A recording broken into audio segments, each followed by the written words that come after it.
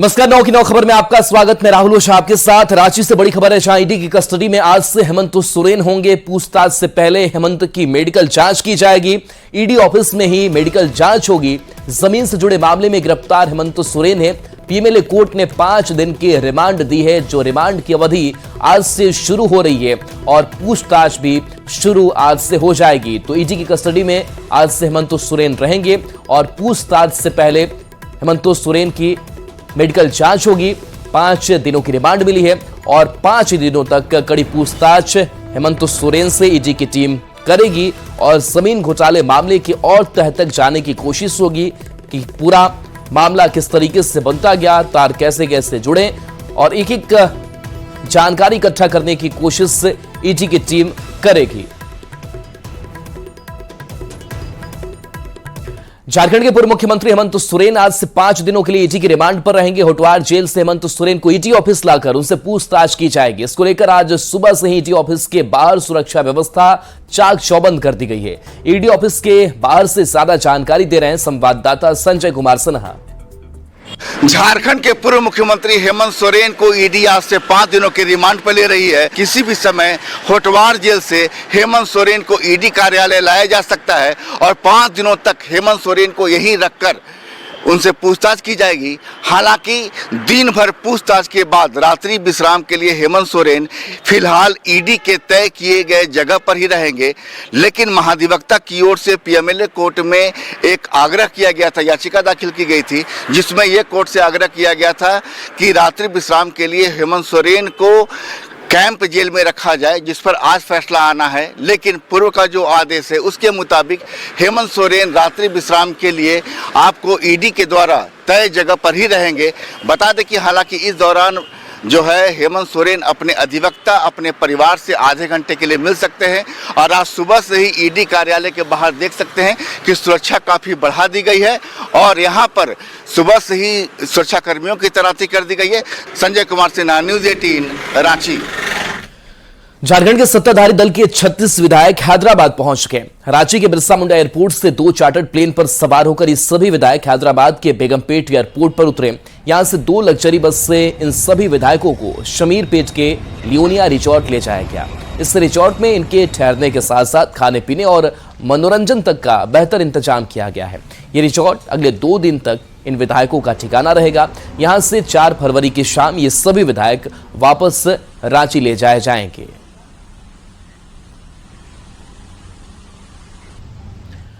और इस बीच दिल्ली से बड़ी खबर है, जहां बिहार के कांग्रेस विधायकों के साथ बड़ी बैठक है। मल्लिकार्जुन खड़गे बड़ी बैठक करने वाले हैं। बिहार के सभी कांग्रेस विधायकों से चर्चा की जाएगी।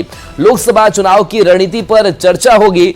जेडीयू के इंडी गठबंधन से अलग होने के बाद हालात पर चर्चा खड़गे करेंगे। जेडीयू के अलग होने के बाद सीटों की दावेदारी पर भी मंथन की बात सामने आ रही है।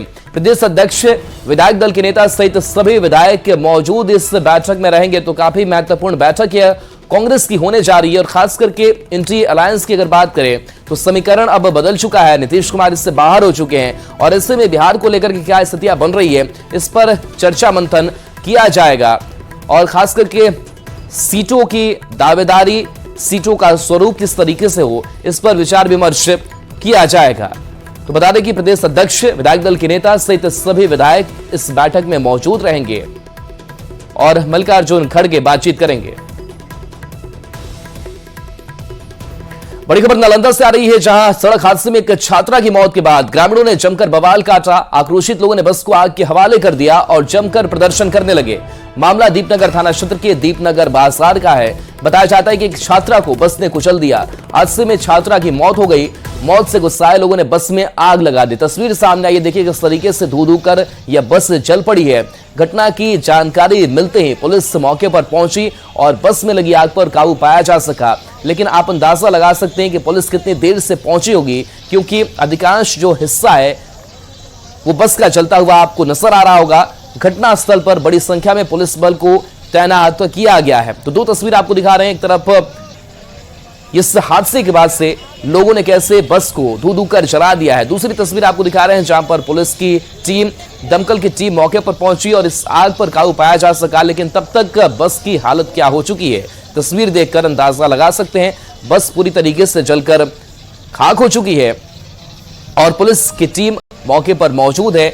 लोगों के आक्रोश को भी शांत कराया गया। तो ये दो तस्वीर इस हादसे के बाद, और हादसे के बाद से लोगों का गुस्सा कैसे भड़क उठता है, आक्रोशित हो जाते हैं। छात्रा की मौत इस हादसे में हो गई, जिसके बाद से लोगों ने बस में आग लगा दी और जमकर सड़क पर बवाल भी मचाया।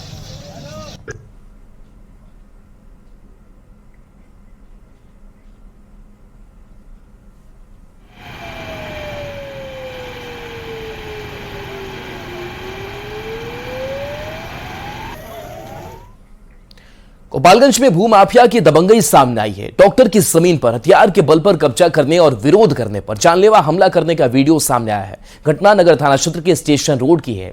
बताया जाता है कि नगर थाना के स्टेशन रोड वार्ड 22 निवासी होम्योपैथी चिकित्सक रामपूजन सिंह के घर पर 15 से 20 भूमाफिया पहुंचे और घर की बाउंड्री को तोड़ने लगे। आरोप है कि विरोध करने पर घर में घुसकर रामपूजन सिंह और उनकी बहू को मारपीट कर लूटपाट भी की गई। फिलहाल आसपास के लोगों की मदद से दोनों को अस्पताल में पहुंचाया गया है। घटना के बाद से पीड़ित परिवार दहशत में है। तो इस तरीके से गुंडागर्दी, दबंगई सामने आई कि कैसे ये जबरन कब्जा करने की नियत से इस पूरी घटना को दबंग अंजाम देते हैं। ये पूरी देखिए तस्वीर सामने आई है, जहां डॉक्टर की जमीन पर भूमाफियाओं का कब्जा और आतंक देखने को मिला है। और देखिए कैसे मारपीट इस परिवार के साथ की जा रही है। जब विरोध ये परिवार करता है तो उसके साथ मारपीट की जाती है। और जो भूमाफिया हैं, जो दबंग हैं, उनकी संख्या कितनी ज्यादा है और मारपीट करते हुए नजर आ रहे हैं। बताया जाता है कि नगर थाना के स्टेशन रोड वार्ड 22 निवासी होम्योपैथी के डॉक्टर रामपूजन सिंह के घर पर 15 से 20 भूमाफिया पहुंचे और घर की बाउंड्री को तोड़ने लगे। और देखिए घर के लोगों के साथ 15-20 की संख्या में ये लोग मारपीट करते हुए नजर आ रहे हैं। विरोध करने पर घर में ये घुस गए। रामपूजन सिंह और उनकी बहू को मारपीट उनके साथ की गई, लूटपाट की भी की गई। फिलहाल आसपास के लोगों की मदद से दोनों को अस्पताल में पहुंचाया गया है। जो घायल हैं, घटना के बाद से पीड़ित परिवार काफी दहशत में नजर आ रहा है। वहीं पुलिस की भी कार्यशैली पर सवाल उठ रहे हैं। और जब ऐसी तस्वीर सामने आ जाती है तो पुलिस के लिए भी एक बड़ी चुनौती होगी कि संख्या इनकी काफी ज्यादा है और कैसे इनके ऊपर सख्त कानूनी कार्रवाई की जाए।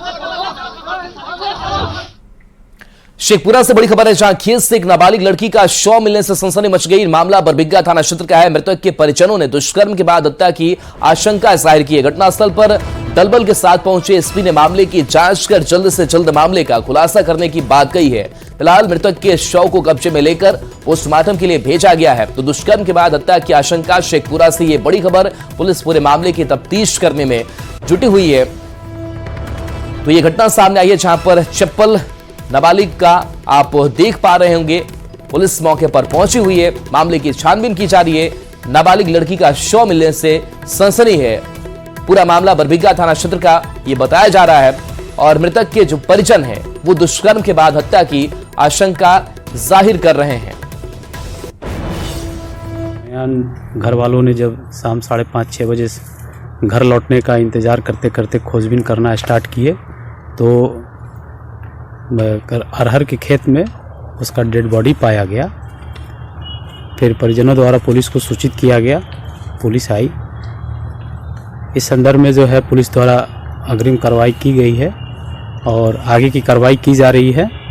अभी परिजन द्वारा किसी पर शक व्यक्त नहीं किया गया है, लेकिन इस कांड का जल्द ही उद्भेदन हो जाएगा। उस पर आगे की कार्रवाई जो है पुलिस द्वारा की जा रही है। शराबबंदी की धज्जियां उड़ाती एक तस्वीर औरंगाबाद से आ रही है। सदर अस्पताल में एक युवक शराब के नशे में मदमस्त नजर आया। युवक मुफस्सिल थाना क्षेत्र के राजपुर गांव का रहने वाला है और उसका नाम संजय राम है। पूछने पर संजय राम ने बताया कि उसकी पत्नी अस्पताल के प्रसव वार्ड में एडमिट है और उससे बेटी हुई है, इसलिए वो शराब पीकर जश्न मना रहा है। शराबी के हंगामे की सूचना पर सदर अस्पताल पहुंची पुलिस से भी उसने बदतमीजी की। काफी समझाने पर जब वो नहीं माना तो पुलिस उसे अपने साथ लेकर थाने चली गई।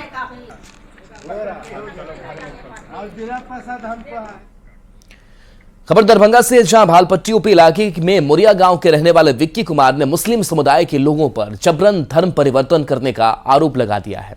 मामला जमीन विवाद से जुड़ा है। पीड़ित विक्की का आरोप है कि जमीन पर कब्जा जमाने के लिए मुस्लिम समुदाय के लोग उस पर धर्म परिवर्तन करने का दबाव बना रहे हैं। उसकी मां राजधन देवी की ओर से डीएम के पास लिखित शिकायत भी की गई है। पत्र में कहा गया कि गांव में विक्की का परिवार अकेला हिंदू परिवार है, जिसके कारण दूसरे पक्ष के लोग अक्सर घर में घुसकर हो हंगामा करते हैं, घर की बाउंड्री तक नहीं करने दे रहे हैं। आरोप ये भी है कि कई बार पॉलिथीन में आपत्तिजनक सामान भी उसके घर में फेंका जाता है ताकि वे घर छोड़कर चले जाएं।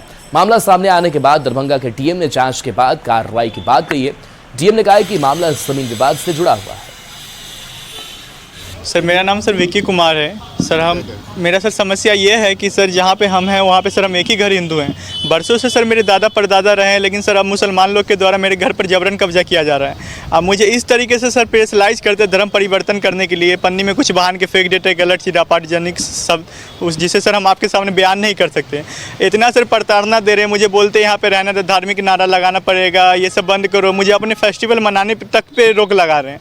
अब मेरे घर में किसी भी टाइम घुस जाते हैं, मुझे धर्म परिवर्तन करने पे मजबूर कर रहे हैं। ऊपर से सर वो लोग जहाँ रहते हैं वो पूरा बिहार सरकार की ज़मीन है। और जब सर यहाँ डीएम सर का आदेश हुआ, एसडीएम मैडम भारी पुलिस बल के साथ गई थी, तो मैडम ने मेरा सारा पेपर देखा था। मैडम ने आदेश भी किया था कि इनका सारा चीज कुछ सही है, आप लोग को हटाने का कोई अधिकार नहीं है। पर वो लोग सर अपनी दबंगगिरी से इस तरीके से सर हम लोग को प्रेशराइज कर रहे हैं, एक तरीके से सर हम लोग की जान लेने की कोशिश करता है, हम लोग को आत्महत्या करने पर मजबूर कर दिया।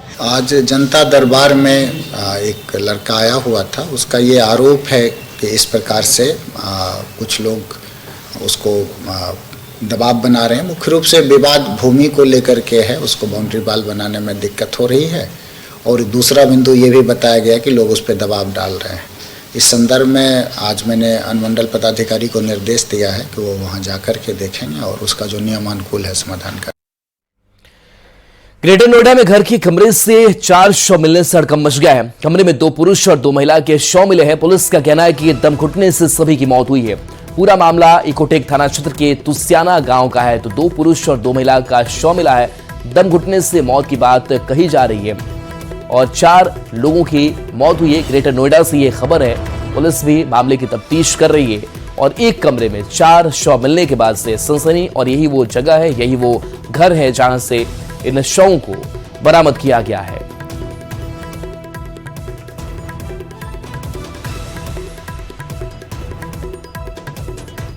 पटना से बड़ी खबर है जहां आज दिल्ली दोनों डिप्टी सीएम पहुंचेंगे। डिप्टी सीएम सम्राट चौधरी और विजय सिन्हा दिल्ली जाएंगे। बिहार में मंत्रिमंडल विस्तार पर चर्चा होगी। अन्य मुद्दों पर भी आलाकमान से बातचीत चर्चा की जाएगी। 28 जनवरी रविवार को नई सरकार का गठन हुआ और शपथ 9 नेताओं ने लिया, लेकिन अभी जो नीतीश कैबिनेट है वो पूरा नहीं हुआ है और ऐसे में मंत्रिमंडल विस्तार होना है। और मंत्रिमंडल विस्तार का स्वरूप किस तरीके से होगा, बीजेपी के कोटे से कितने मंत्री बनेंगे, और इन मसलों पर विचार विमर्श किया जाएगा। और इसी मंथन को लेकर के दोनों बिहार के डिप्टी सीएम सम्राट चौधरी, विजय सिन्हा दिल्ली पहुंच रहे हैं, जहां पर आलाकमान से बातचीत होगी। अररिया में ट्रेनिंग ले रहे शारीरिक शिक्षा एवं अनुदेशकों को विभाग के अपर मुख्य सचिव के पाठक ने बड़ा भरोसा दिलाया है। उनकी मांगों पर कहा है कि जल्द विचार किया जाएगा। के पाठक अररिया में ट्रेनिंग संस्थान का निरीक्षण करने पहुंचे थे। के पाठक के वहां पहुंचते ही शारीरिक शिक्षा एवं स्वास्थ्य अनुदेशक हाथ जोड़कर उनके सामने अपनी मांगों को लेकर गुहार लगाने लगे, जिस पर के पाठक ने वेतन विसंगति दूर कर पूर्णकालिक सेवा का भी भरोसा दिलाया है। बता दें कि इन लोगों ने सिर्फ 8,000 रुपए मासिक मिलने का दर्द बयां किया था।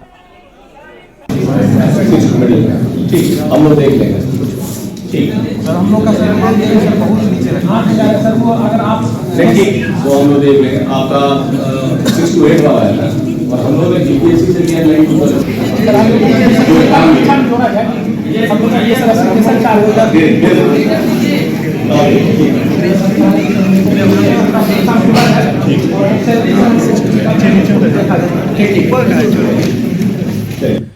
खगड़िया में ताड़ के पेड़ की सफाई करने चढ़े पासी की ताड़ के पेड़ पर ही मौत हो गई। घटना की सूचना मिलते ही वासुदेवपुर में पुलिस के साथ ही अग्निशमन दस्ता और एसडीआरएफ की टीम पहुंची। सीढ़ी लगाकर मृत पासी के शव को नीचे उतारा गया। पुलिस ने शव को अपने कब्जे में लेकर पोस्टमार्टम के लिए सदर अस्पताल भेज दिया है। मृतक की पहचान जलकौड़ा निवासी जतन चौधरी के रूप में हुई है। घटना के बाद मृतक के परिजनों का रो रो कर बुरा हाल है। तार झाड़ने गया ना तो दमखोला सब ससर के एक दे पर गिर गया, बस इसके ढेर रह गया। कितने बजे घटना? कब की घटना है? क्या बज रहा था, हम नहीं थे जपरी। अच्छा, पता कैसे चला आप लोगों को? तो हमको फ़ोन किया है जपरी के आदमी, तब हम आए दरभंगा। क्या फ़ोन किया?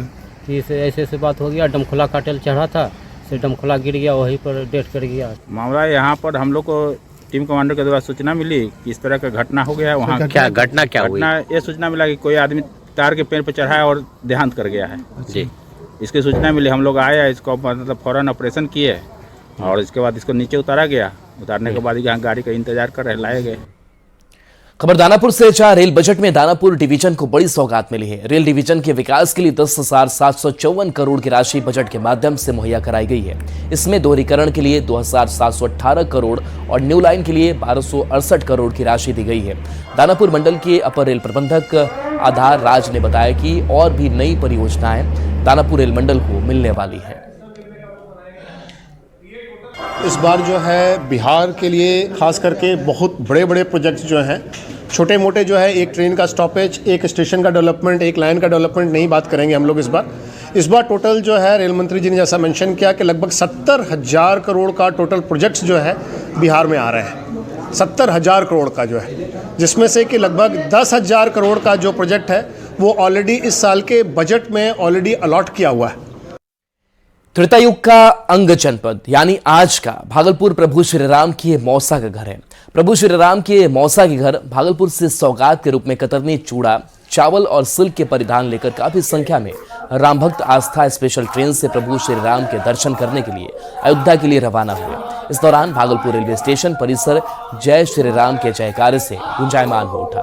रेलवे स्टेशन परिसर में सभी श्रद्धालु एकजुट हुए और हनुमान चालीसा का पाठ किया। उसके बाद आस्था स्पेशल ट्रेन से अयोध्या के लिए रवाना हुए। स्टेशन पर राम भक्तों की आरती उतारी गई, तिलक लगाकर रुद्राक्ष का माला पहनाया गया और पुष्प की वर्षा की गई।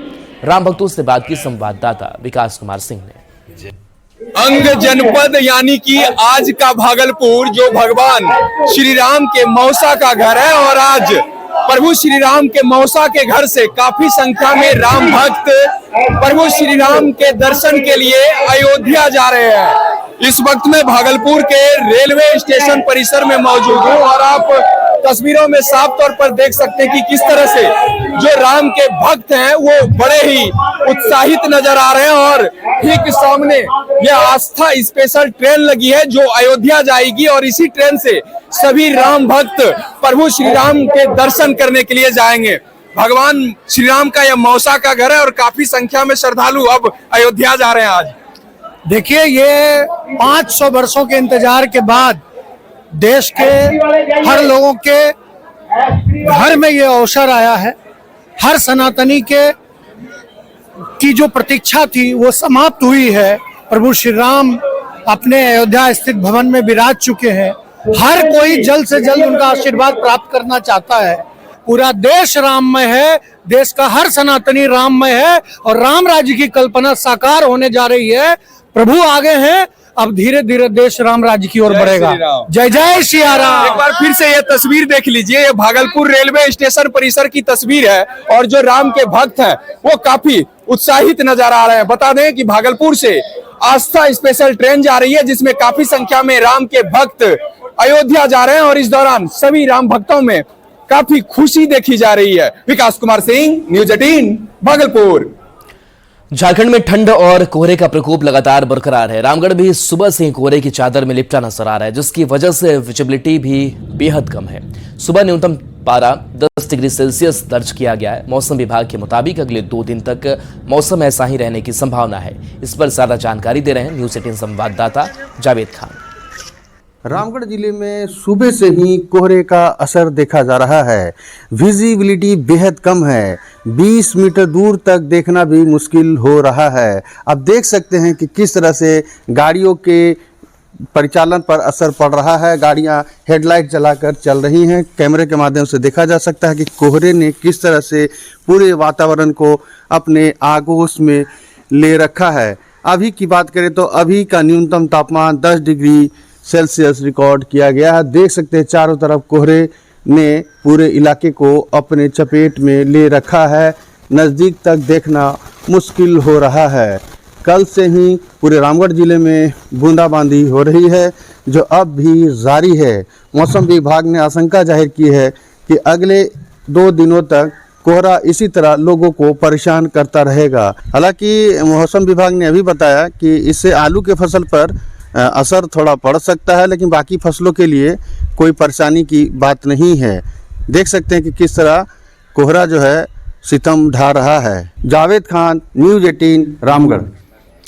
और चलिए न्यूज़ 18 बिहार झारखंड पर खबरें आपके लिए लगातार जारी हैं।